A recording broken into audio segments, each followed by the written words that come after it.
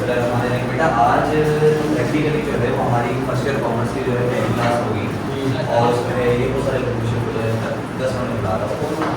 अच्छा, इसमें हम इन डिटेल सब्जेक्ट्स के जो है वो इंट्रोडक्शन लेंगे और इन डिटेल सब्जेक्ट्स के बारे में पढ़ेंगे।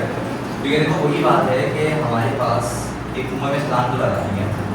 अब वो कुआं कितना गहरा है, उसका पानी कितना ठंडा है, कितना गर्म है, पहले जो है उस बात का पता होना चाहिए। मामला हमारे पास ये है 11वीं कॉमर्स का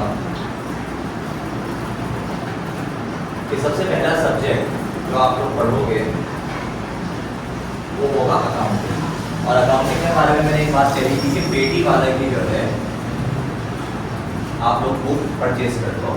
लाजमी तौर पर जो है जल्द से जल्द ये बुक ले लो, इस तरह की ये बुक होती है, ठीक है। अच्छा, अब मसला ये है कि अकाउंटिंग सब्जेक्ट क्या है, तो इसके बारे में ओवरव्यू है। जितनी भी बड़ी से बड़ी कंपनी में चले जाओ, बड़े से बड़े बैंक में चले जाओ, बड़े से बड़े इंडस्ट्री में आप चले जाओ, अकाउंटिंग हर कंपनी में, हर इंडस्ट्री में, हर बैंक में अकाउंटिंग लाजमी होती है। अच्छा, अकाउंटिंग का मतलब होता है हिसाब किताब, बेसिक कैलकुलेशंस। जैसे मैं अगर एक कोचिंग चला रहा हूँ तो कोचिंग की कितनी फीसेस आ रही है, कितने अखराजात हो रहे हैं, रेंट कितना जा रहा है, टीचर्स को सैलरी कितनी जा रही है, सारे हिसाब किताब को मैनेज करना कहलाता है अकाउंटिंग। अच्छा, अकाउंटिंग हिसाब किताब को मैनेज करना तो कहलाता है, लेकिन अब मसला दरपेश ये आया कि मैं अपने हिसाब से हिसाब किताब मैनेज कर रहा हूँ। मैंने क्या किया है, मैंने एक अदद रजिस्टर लिया हुआ है, उस रजिस्टर में मैं हिसाब किताब अपना कर रहा हूँ, ठीक है। अच्छा, कोई XYZ कोई दूसरा तीसरा बंदा है, वो अलग अपने हिसाब से जो है वो हिसाब किताब कर रहा होता है। कोई चौथा बंदा है, वो अपने हिसाब से अलग तरीके से हिसाब किताब कर रहा होता है।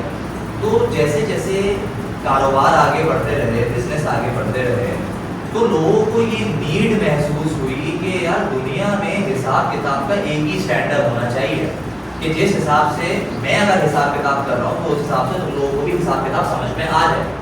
मतलब वही बात है ना कि भाई मैं अपनी डायरी का अपने हिसाब से लिख रहा हूँ सारी अकाउंटिंग, तुम अगर कोई कारोबार चला रहे हो तो अपने हिसाब से कोई अकाउंटिंग बना रहे हो।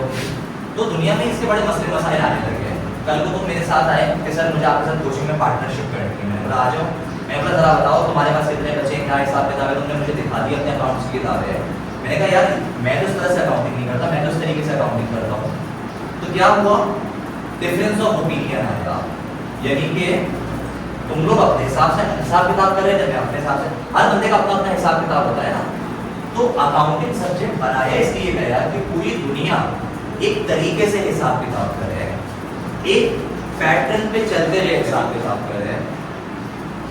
तो इसीलिए accounting is basically a subject जिसमें पूरी दुनिया जिस हिसाब से कैलकुलेशन करती है उस हिसाब से कैलकुलेशन करना आपको सिखाया जाता है इस सब्जेक्ट में।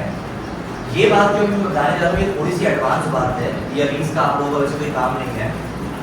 मैंने एक चीज़ समझाई थी कि पाकिस्तानी अकाउंटेंट पाकिस्तान से बाहर भी चले जाता है, जबकि एक तरफ देखा जाए तो पाकिस्तानी डॉक्टर्स अगर बाहर जाते हैं तो उनको एक्सपर्टीज हासिल करनी पड़ती है, अलग सर्टिफिकेट्स लेने पड़ते हैं बाहर के।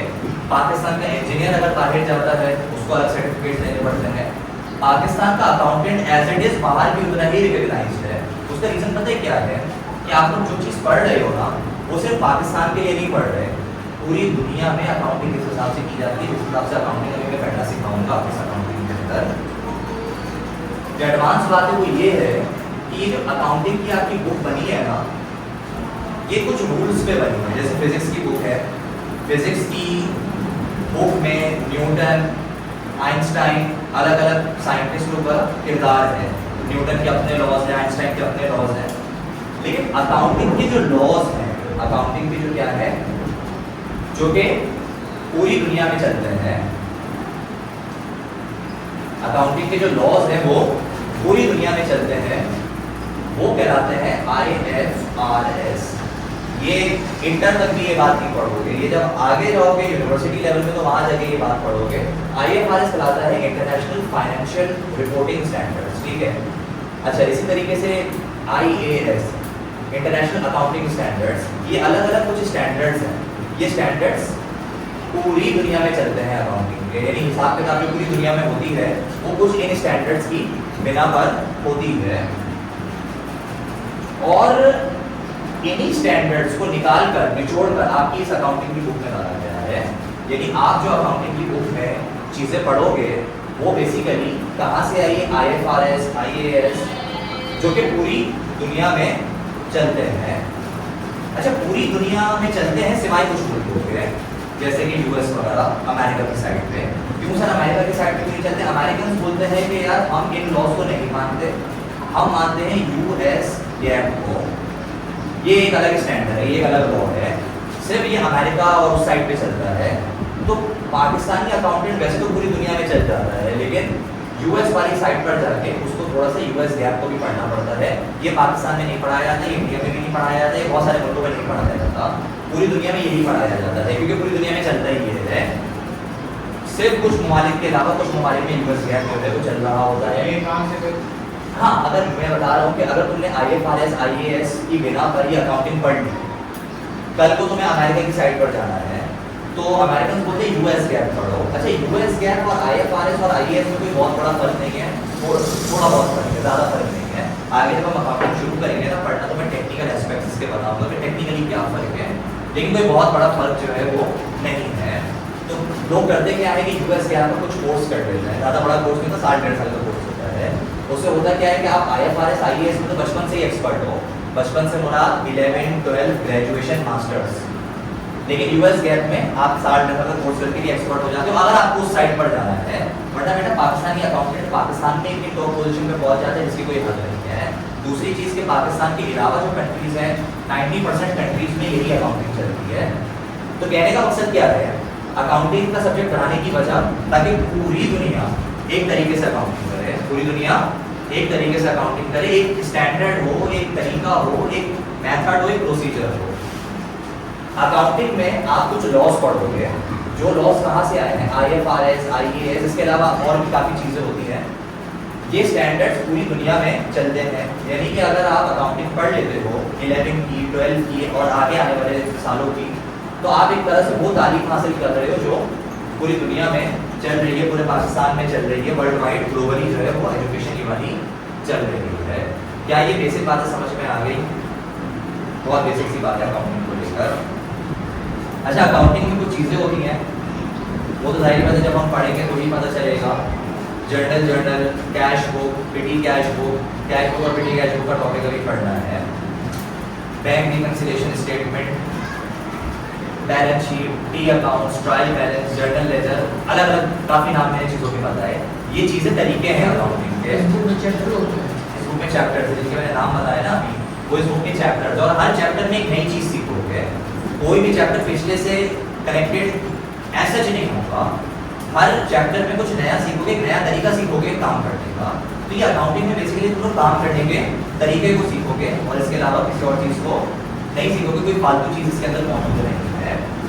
अच्छा, एक और सब्जेक्ट आप पढ़ोगे जिसका नाम है POC, इसको बोलते हैं प्रिंसिपल ऑफ कॉमर्स। अच्छा, मैंने आपको क्या कहा था, प्रिंसिपल ऑफ कॉमर्स की कौन सी बुक ले लो? अमीन खालिद की। देखो बेटा, ये बुक्स ना कल तक हो जानी चाहिए आप लोगों के पास। अच्छा, प्रिंसिपल ऑफ कॉमर्स का मतलब क्या है? प्रिंसिपल का मतलब रख दो उसको।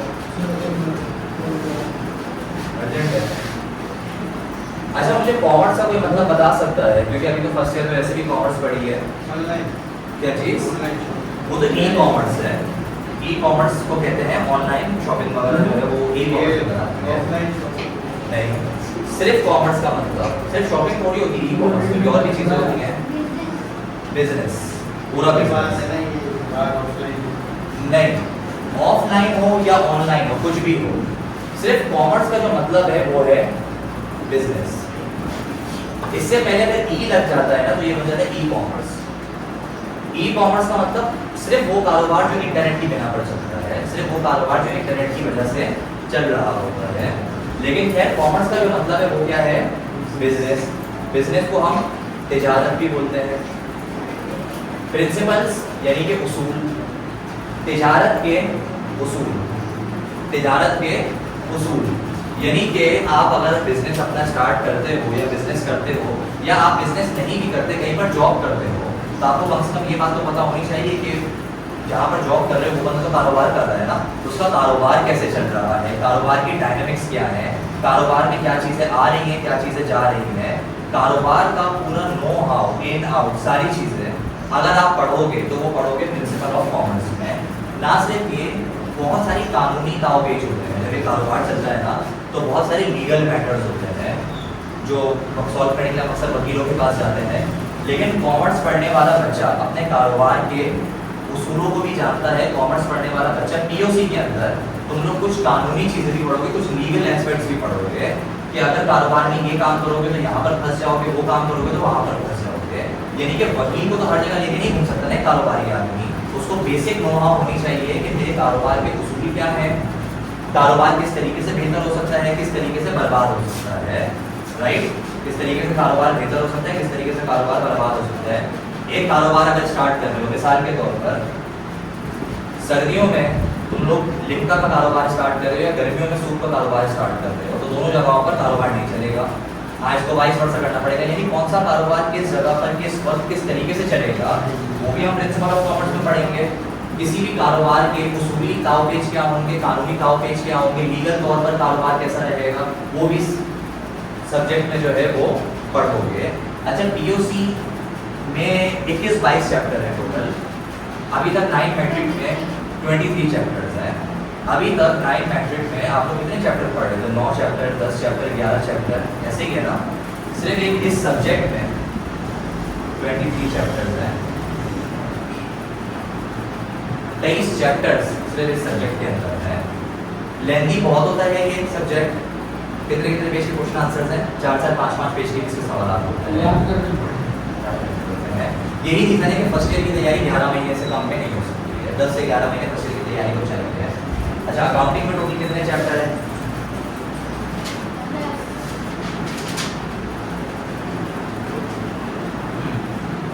अच्छा, अकाउंटिंग में टोटल 9 चैप्टर्स हैं और अंदाजा लगाओ सिर्फ 9 चैप्टर के लिए इतनी बड़ी बड़ी और इतनी मोटी होगी। थोड़ी देर बैठ जाओ, स्टार्ट होगी। 9 चैप्टर्स हैं और 9 चैप्टर्स के लिए इतनी साइज में भी बड़ी हो और इतनी मोटी हो। तो कहने का मतलब ये है कि ये लेंथी बहुत है। अच्छा, इसी तरीके से हमारे पास जो तीसरा सब्जेक्ट आता है वो आता है इकोनॉमिक्स। अच्छा, इकोनॉमिक्स कौन सी बुक लेने का कहा था मैंने आप लोगों को?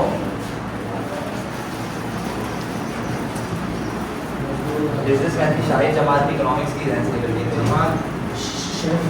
शेख मुबारक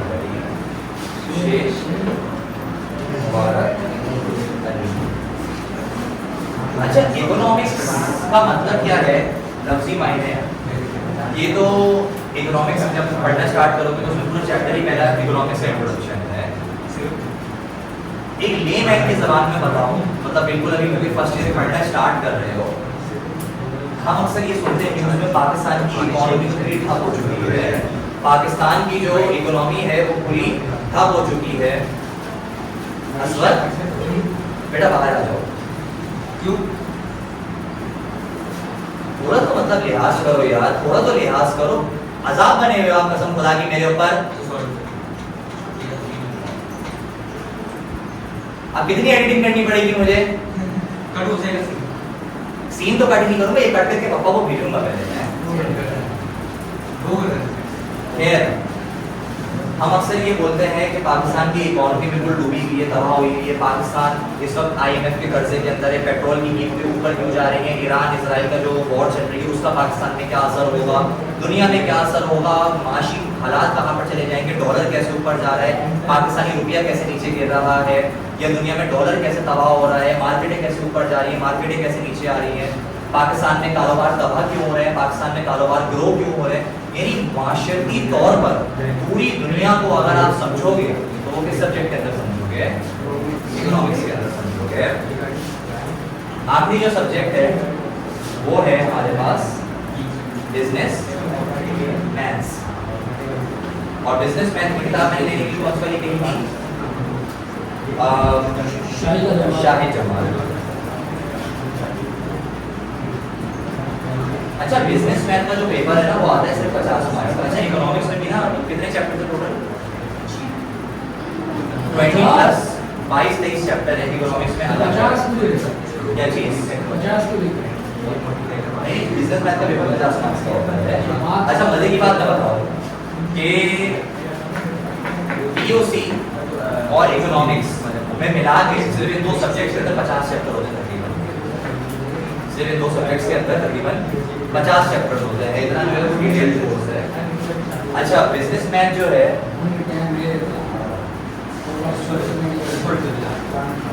शर्म नहीं आ रही है उसका मैं भी जाके बैठा हूँ। जाओ दफा अब नहीं आओगे कोचिंग में कभी दफा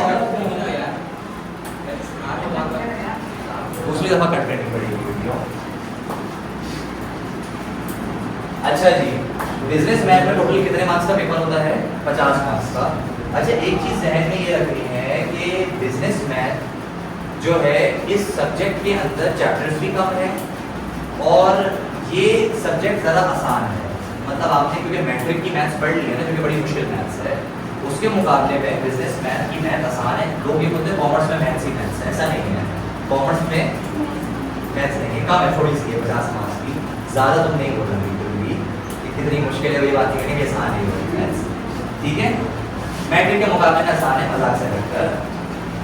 चैप्टर्स भी इसमें कम है। जब तक ये किताबें आपको नहीं लेके आएंगे तब तक क्या पढ़ाई स्टार्ट करेंगे? उसकी है ना तो आज इत्तेफाकन के आगे मुझे पहले जो सब्जेक्ट स्टार्ट करवाना है तुम लोगों को पीओसी स्टार्ट करवाना है। ये पढ़ना स्टार्ट करोगे तो जाके इन सब्जेक्ट्स की तमीज कल तक ये किताब नहीं चलेगी पास। ठीक है अब लोग जाना देंगे वो दूसरी क्लास में क्या चीज़